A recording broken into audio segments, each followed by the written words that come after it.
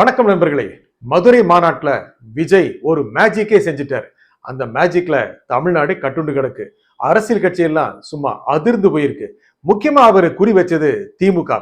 திமுக குறி வச்சதுல அவர் என்ன சொல்லிட்டாரு? முதலமைச்சர் ஸ்டாலின் அங்கிள் அப்படின்னு சொல்லிட்டாரு. இந்த மாதிரி சொல்லலாமா? ஒரு உயர்ந்த பதவியில சொன்னா என்னங்க, மரியாதை தானே சொல்றாரு அப்படின்னு ஆர்கியூ பண்ணலாம். இருந்தாலும் கொஞ்சம் ஒரு நக்கல் இருக்குல்ல அதுல. முக்கியமாக கடந்த மீட்டிங்ல பேசும்போது கூட, என்ன ப்ரோ, எப்படி ப்ரோ சொன்னது பெரிய அளவுக்கு வைரல் ஆச்சுல்ல, அந்த மாதிரி முதலமைச்சரை அவரு ஸ்டாலின் அங்கிள் சொன்னது நிச்சயமா வைரல் ஆயிட்டு இருக்கு. அந்த மாதிரி சொன்னதன் மூலம் ரெண்டு விஷயம் அவர் சாதிச்சாரு. ஒண்ணு, ஒரு உயர்ந்த பதவி இருக்கிறவர் கூட நெருக்கமா பேசுற மாதிரி காட்டுறது. அந்த மாதிரி காட்டுறதன் மூலம் அவங்க பதவிக்கு கொஞ்சம் நெருக்கம் தான் தானும் அப்படின்னு செய்யறது. கொஞ்சம் அவமதிக்கிறாரோ அப்படிங்கிற சந்தேகத்தையும் கொடுக்கிறாரு. ஆனா அப்படிலாம் என்னங்க, மரியாதை தானே கூப்பிடுறாரு அப்படிங்கிற ஒரு இமேஜையும் கொடுக்கிறாரு. இதன் மூலம் திமுகல இருக்கின்ற ஏதோ வகையான அதிருப்தியாளர்களை தன் பக்கம் இழுக்கிறதுக்கு அவரு பாக்குறாரு. அது சாத்தியமா இல்லையாங்கிறது அவருக்கே சந்தேகமா இருக்கு. திமுக மிகப்பெரிய ஒரு கோட்டையா இருக்கு. திமுக அணி மிகப்பெரிய ஒரு கட்டமைப்பா இருக்கு. அதை உடைச்சு தனக்கு லாபம் தேட முடியுமா அப்படின்னு விஜய்க்கு சந்தேகமா இருக்கு.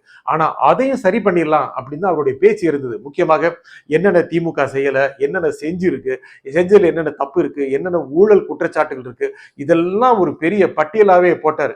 அந்த மாதிரி போடுறது மூலம் திமுகவை அசைச்சு பார்க்கலாம் அப்படிங்கிற எண்ணம் இருக்கு. ஏன்னா திமுக அசைச்சதாங்க அவர் ஆட்சிக்கு வர முடியும். அந்த மாதிரி எண்ணத்துல அவர் ரொம்ப முக்கியமாக பேச்சு பேசினாரு. அந்த பேச்சுல முக்கியமா மையம் கொண்டது திமுகவை அப்படியே முழுக்க முழுக்க தாக்குறது, எதில் இருக்கவங்ககிட்ட கேள்வி கேட்கறது, தன்னுடைய ஆடியன்ஸ் கிட்ட, மக்கள்கிட்ட, கூடியிருக்கவங்ககிட்ட, தொண்டர்கள்கிட்ட அவங்க பதில் சொல்ற மாதிரி பாக்குறது. இதெல்லாம் அவருடைய புது ஸ்டைலா இருக்கு. அது எப்படியாவது திமுகவை அசைச்சு பார்த்தாதான் ஆட்சிக்கு வர முடியும் அப்படின்னு நினைக்கிறாரு. விஜய் அதிகமா குறி வச்சது அண்ணா திமுகவை. ஏன்னா உங்களுக்கு தெரியும், அந்த விழா மாநாடு நடந்த அந்த மேடையில கூட, அந்த அரங்கத்துல கூட அண்ணா படம் இருந்துச்சு, எம்ஜிஆர் படம் இருந்துச்சு. அதுல அவங்க சொல்ல வந்தது 67 அண்ணா ஜெயிச்சாரு, 77 எம்ஜிஆர் ஜெயிச்சாரு, அந்த மாதிரி 2026 விஜய் ஜெயிப்பாரு அப்படின்னு சொல்றதுக்காகத்தான். இருந்தாலும் எம்ஜிஆரையும் அண்ணாவையும் வச்சதன் மூலம் இது என்ன அண்ணா திமுக கூட்டமா அப்படின்னு ஒரு தோற்றத்தை கொடுத்துட்டாரு. ஏன்னா அண்ணா திமுக அப்படின்னு ரொம்ப பலவீனமா இல்ல. ஆனா விஜய் சொல்றாரு, எம்ஜிஆர் காலத்துல யாராவது முதலமைச்சர் பதவிக்கு வர முடியுமா?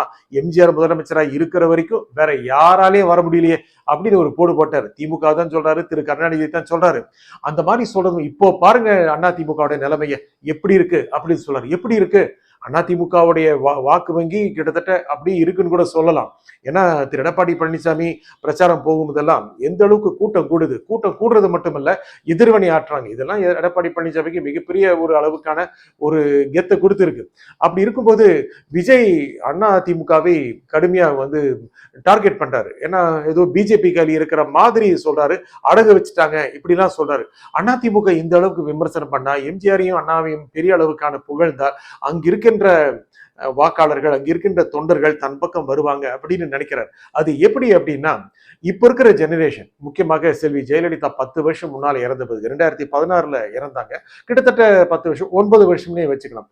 அப்போ இறந்த போது இருந்த 9-10 வயசு பசங்கள்லாம் இப்போ ஓட்டர்ஸ் ஆயிட்டாங்க. அவங்களுக்கு ஜெயலலிதாங்கிறது ஒரு படம், முக்கியமாக ஒரு போஸ்டர் இருக்கிற ஒரு படம். பெரியார், அண்ணா, எம்ஜிஆர், ஜெயலலிதா இப்படின்னு. அவங்க எடப்பாடி பழனிசாமி தான் பாக்குறாங்க. அவரு ஒரு முதலமைச்சராக இருந்ததுனால அவங்க நிறைவு இருக்கு. அவரு தான் அதிமுகவோட தலைவர். ஆனா அப்படியே ரசிகர்களை, அப்படியே தொண்டர்களை, வாக்காளர்களை இழுத்து கொண்டு வருகிற அளவுக்கான ஒரு பெரிய ஆளுமையா அப்படின்னு ஒரு சந்தேகம் இருக்கு. அதை தான் விஜய் குறி வைக்கிறாரு. அந்த மாதிரி இருக்கிற இளைஞர்கள் அதிமுக எடப்பாடிட்டு இருக்கு அப்படின்னு நினைக்கிறவங்க, சரி ஆளும் கட்சியா திமுக இருக்குன்னு நினைக்கிறவங்க, ஒரு மாற்று வேணும்னு நினைச்சாங்க அப்படின்னா விஜய் பக்கம் போனா என்ன அப்படின்னு நினைப்பாங்க இல்லையா? ஆகையால அதிமுகவை நிறைய குறி வைக்கிறார். முக்கியமாக அதிமுகவை குறை சொல்றது, எம்ஜிஆர் புகழ்றது, அண்ணாவை புகழ்றது, அண்ணா எம்ஜிஆர் படி தான் இப்ப கட்சி போகுதுங்கிற மாதிரி அப்படியே ஆதவர்ஜன ஒரு கோடி காட்டினது.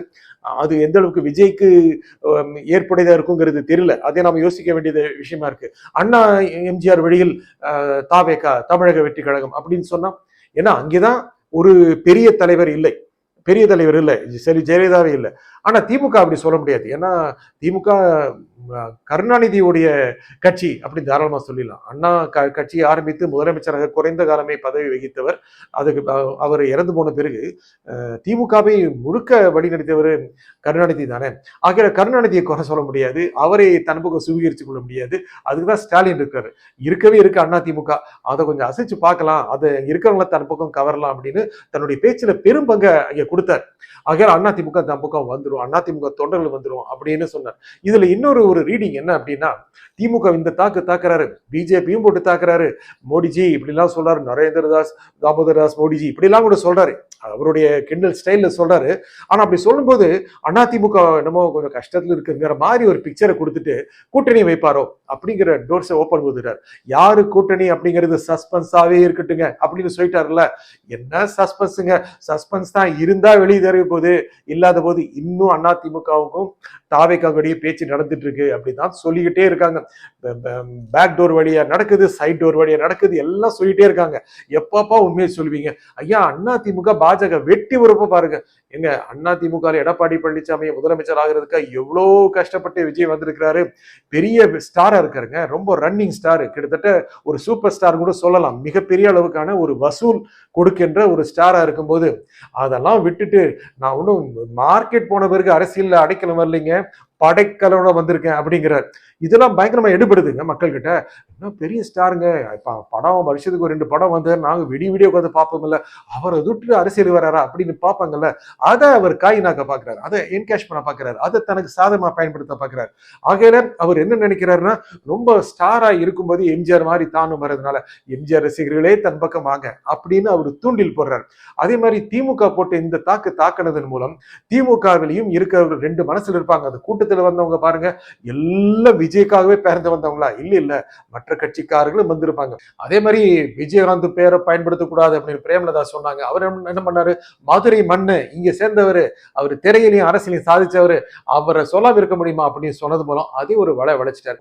ஒரு ஒரு அந்த கிரௌடு கிட்ட ஒரு மிகப்பெரிய அளவுக்கான ஒரு ஃப்ரென்சி காட்டப்பட்டுச்சு. அப்படியே ஐயோ விஜய் விஜய்னு அலைஞ்சாங்க. விஜய் வந்து அந்த ரேம்ப் வாக்கு பான்னு முடிஞ்சோடனே பாதி பேர் வெளியே போக ஆரம்பிச்சிட்டாங்க. டீ குடிச்சிட்டு மறுபடியும் வந்தாங்க.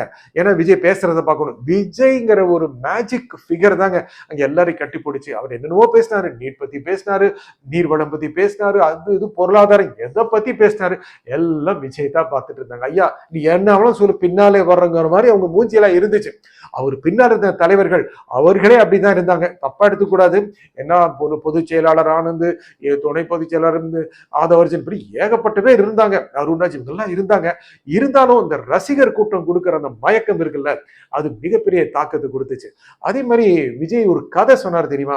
அதாவது ஒண்ணுமாகாத விதையை கொடுப்பாங்க, 4 பேர் மரம் வளர்ந்துச்சு போய் சொல்லுவாங்க, ஒருத்தர் மட்டும் மரமே வளரப்பாங்க. அந்த மாதிரி மக்கள் இருக்காங்க, அவங்க உண்மையை சொல்லுவாங்க, சரியான விதையை தேர்ந்தெடுப்பாங்க அப்படின்னு தன்னை அழகா மார்க்கெட் பண்ணிக்கிட்டார்.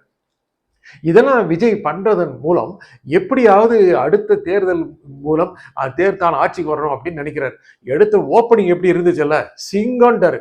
சும்மா கண்டதுக்கெல்லாம் வந்து நிக்க மாட்டோம், சிங்கம் வரும், வந்துச்சுன்னா ஒரு இறைய தேடித்தான் போகின்றார். விஜய் களத்துக்கு வர மாட்டேங்கிறாரு, போராட்டத்துக்கு வர மாட்டேங்கிறாரு, எதுவும் பேச மாட்டேங்கிறாரு, அமைதியா இருக்கிறாரு சொல்லிட்டு விமர்சனம் பண்றவங்கலாம், அப்பா சிங்கம் சும்மா சத்தம் எல்லாம் போடாது, சத்தம் போட்டுச்சு 8 ஊர் கேட்கும் இப்படின்னு சொல்லிட்டாரு. இப்படி சொன்னதன் மூலம் நிறைய பேரை ஒண்ணு செயலிழக்க வச்சுட்டாரு. விஜய் ஒரு மாநாடு நடத்தின அதே 10 நாள் எல்லாம் பேசுறாங்கல்ல யூடியூப்ல, அதை வச்சுதானே கண்டென்ட் தீட்டுறோம். இந்த மாதிரி இருக்கும்போது எல்லா கட்சிகளும் இதை பத்தி தான் பேசிட்டு இருக்காங்க. விஜய் இப்படி பேசிட்டாரு, விஜய் எல்லாம் ஒண்ணு இல்லைங்க, அவர் ஆட்சிக்கெல்லாம் வரமாட்டாருன்னு சொன்னவங்க கூட எப்போ வருவாரோ அப்படின்னு நினைக்கிற அளவுக்கு ஆயிப்போச்சு. அப்புறம் சீமான் என்னன்னு சொல்லிட்டு இருந்தார் இல்லையா, புலிகளின் பாதையில் அணிகள் வரலாமா, சீமான்லாம் கண்டுக்கவே இல்லைங்க விஜய். இப்படி இருக்கலாமா? இது விஜயுடைய பெருந்தன்மையா இல்ல சீமானுடைய நிலையான்னு தெரியல. சீமானால் கண்டுக்கவே மாட்டேங்கிறாரு. இப்படிலாம் இருக்கக்கூடாது ப்ரோ அப்படின்னு விஜய் யாராவது சொன்னா சரியா இருக்கும்னா, சீமான் சொல்லிட்டு இருக்கிறாரு விஜய் தான் அவருக்கு லாபம், சீமானுக்கு ஆதரவாளர்கள்லாம் விஜய் கம்பேர் பண்ண சீமான் போற எங்கேயோ போகும் அப்படிங்கிறாங்க. விஜய் கண்டுக்கவே மாட்டேங்கிறார். அந்த அளவுக்கு அவரை மதிப்புல வச்சிருக்கிறாரு. இன்னும் சின்ன சின்ன கட்சிகள் எல்லாமே அவர் மதிக்கவே மாட்டேங்கிறாரு. விஜய் இப்பதான் வளர்ந்துட்டு வராரு, வளர்ச்சியில மிகப்பெரிய அவருக்கு எதிர்காலம் இருக்கு, நல்ல ஒரு தெளிவான பாதையில போயிட்டு இருக்காரு. இன்னும் அவருக்கு சரியான கூட்டணி அமையுமான்னு தெரியல.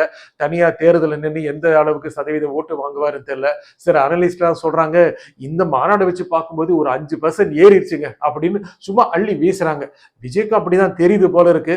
அடுத்த மாநாடு எப்போ, தமிழ்நாடு சுற்றுப்பயணம் எப்போ அப்படின்னு இப்போவே தொடர்கள் ஏங்க ஆரம்பிச்சிட்டாங்க. நன்றி, வணக்கம்.